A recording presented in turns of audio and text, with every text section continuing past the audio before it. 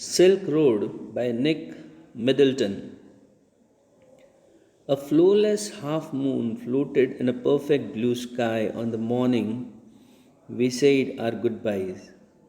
Extended banks of clouds like long French loaves glowed pink as the sun emerged to splash the distant mountain tops with a rose tinted blush. Now that we were leaving Rau, Lamo, Lamo said she wanted to give me a farewell present. One evening, I had told her through Daniel that I was heading towards Mount Kailash to complete the Kora, and she had said that I ought to get some warmer clothes. After ducking back into her tent, she emerged carrying one of the long sleeved sheepskin coats that all the men wore. Satin sized me up as we clambered into the car. Ah, yes, he declared. Drogbasser, we took a shortcut to get off the Chengsteng. Saturn knew a route that would take us southwest almost directly towards Mount Kailash. It involved crossing several fairly high mountain passes, he said. But no problem, sir, he assured us. If there is no snow, what was the likelihood of that? I asked, not knowing, sir, until we get there.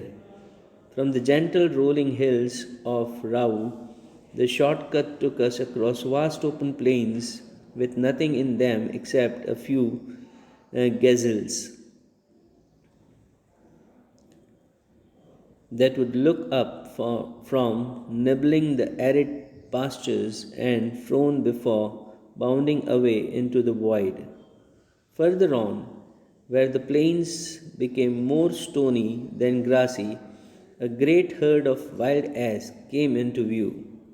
Satan told us we were approaching them long before they appeared. Kyang, he said, pointing towards a far off pile of dust. When we drew near, I could see the herd galloping en masse, wheeling and turning in tight formation as if they were practicing maneuvers on some predetermined course.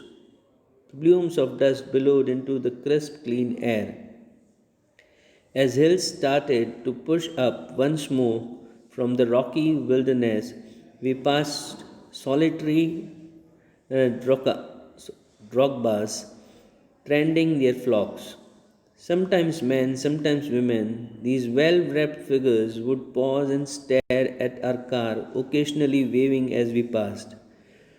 When track took us close to the animals, the sheep would take evasive action, veering away from the speeding vehicle. We passed we passed nomads' dark tents pitched in splendid isolation, usually with a huge black dog, a Tibetan mastiff, standing guard. These beasts would cock their great big heads when they became aware of our approach and fix us in their sights. As we continued to draw closer, they would explode into action, speeding directly towards us like a bullet from the gun and nearly as fast. These shaggy monsters, blacker than the darkest night, usually wore bright red collars and barked furiously with massive jaws. They were completely fearless of our vehicle, shooting straight into our path, causing Chetan to brake and swerve. The dog would make chase for 100 meters or so before easing off, having seen us off the property. It wasn't difficult to understand why furious Tibetan mastiffs became popular in China's imperial courts as hunting dogs, brought along the Silk Road in ancient times as tribute from Tibet. By now we could see snow capped mountain gathering on the horizon.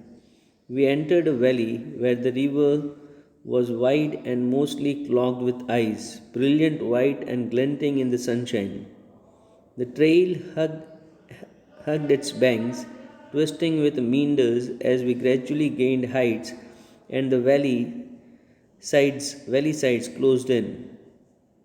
The turns became sharper and the ride bumpier. Saturn now is in third gear as we continue to climb. The track moved away from the icy river, laboring through steeper slopes that spotted big rock dubed with patches of bright orange lichen. Beneath the rocks, hunks of snow clung on in the near permanent shade. I felt the pressure building up in my ears, held my nose, snorted and cleaned them. We struggled round another tight bend and Saturn stopped.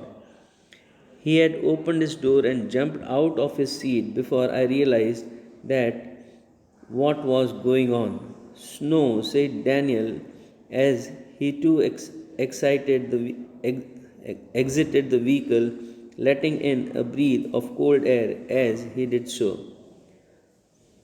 A swath of the white stuff lay across the track in front of us, stretching from maybe 15 meters before it pettered out and the dirt trail reappeared. The, the snow continued on either side of us, smoothing the abrupt bump on the upslope side. The bank was too steep for our vehicle to scale, so there was no way round the snow patch. I joined Daniel and Satan, stepped onto the encrusted snow, and began to slither and slide forward, stumping his foot from time to time to ascertain how sturdy it was. I looked at my wristwatch. We were 5,210 meters above sea level. The snow didn't look too deep to me, but the danger wasn't in its depth.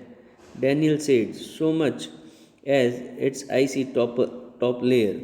If we slip off, the car would turn over. He suggested as we saw Chetan grab handful of dirt and fling them across the frozen surface. We both pitched in, and then the snow was spread with soil. Daniel and I stayed out of the vehicle to lighten Chetan's load.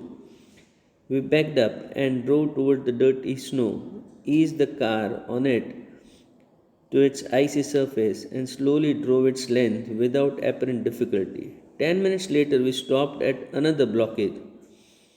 Not good, sir, Satan announced as he jumped out again to survey the scene. This time we decided to try and drive round the snow. The slope was steep and studded with major rocks, but somehow Satan negotiated them, his four-wheel drive vehicle lurching from one obstacle to the next. In so doing, he cut off one of the hairpin bends, regaining the trail further up where the snow had not drifted. I checked my watch again.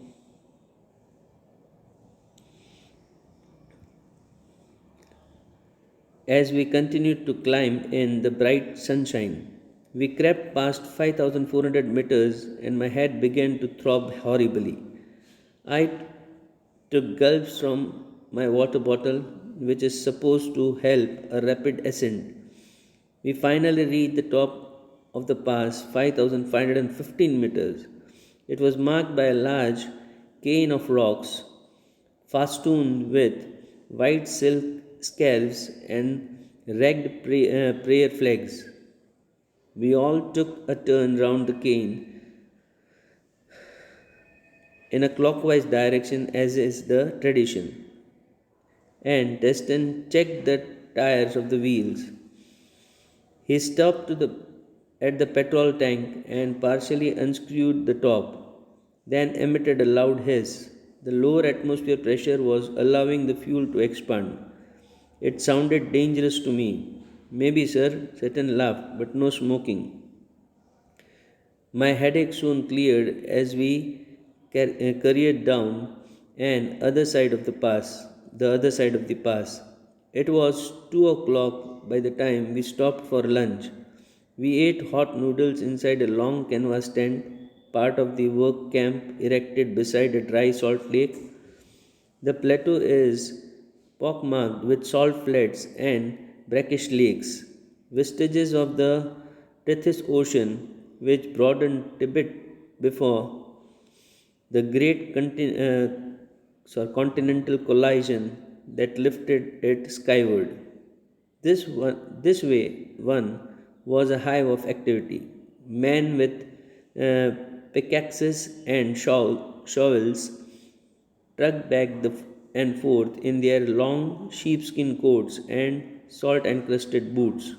All wore sunglasses against the glare of the steady stream of blue trucks emerging from the uh, blindingly white lake laden with piles of salt. By late afternoon, we had reached the small town of Hor, back on the main east west highway that followed the old trade route from Lash, Lhasa to Kashmir. Daniel, who was returning to Lhasa, found a ride in the truck, so Satan and I bade him farewell outside the tire repair shop. We had suffered two punctures in the quick succession on the drive down the Salt Lake, and Satan was eager to have them fixed since they left him with no spares.